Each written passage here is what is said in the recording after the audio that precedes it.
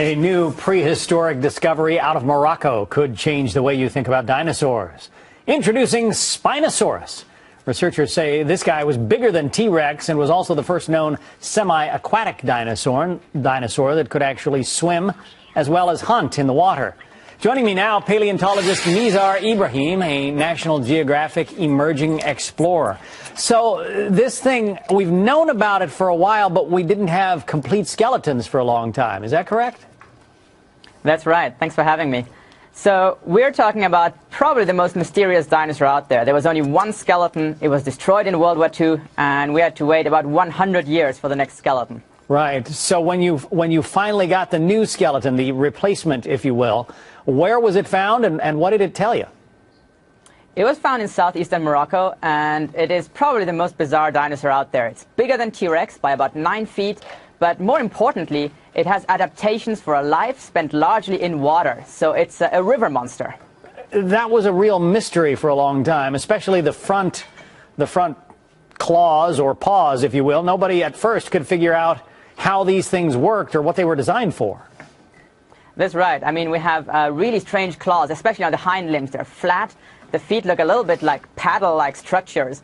So this is an animal that was really at home in the water. And it was obviously hunting in water, hunting, you know, the huge fish and I guess other mammals of that era? Well, that place is actually a pretty amazing ecosystem. I call it the most dangerous place in the history of our planet. It's full of big predatory dinosaurs. Spinosaurus is the biggest one. We have several giant predatory fish, including a car-sized coelacanth, 7 or 8 different kinds of crocs, and several flying reptiles. Very few plant eaters. So if you have a time machine, you don't want to go back to that time period. No, that would not be a fun place to live. So fun time, I guess, in which to live. So this skeleton, where will it be on display? We actually mounted a life-size Spinosaurus at the National Geographic Museum in DC. It's also the cover story of the next National Geographic magazine. So very exciting times for Spinosaurus. People can read more. What is with the spine, that big fin on the back? Has anyone figured out definitively what that did? That's a good question. I mean, it's a huge structure. It's about 7 feet tall. And we think that it was a displaced structure. So when you're in the water, the one part of your body that's going to stick out is that sail. And we think that that's a great way to tell other dinosaurs and other Spinosauruses, look at me, I'm big, don't get too close to my hunting grounds. Wow.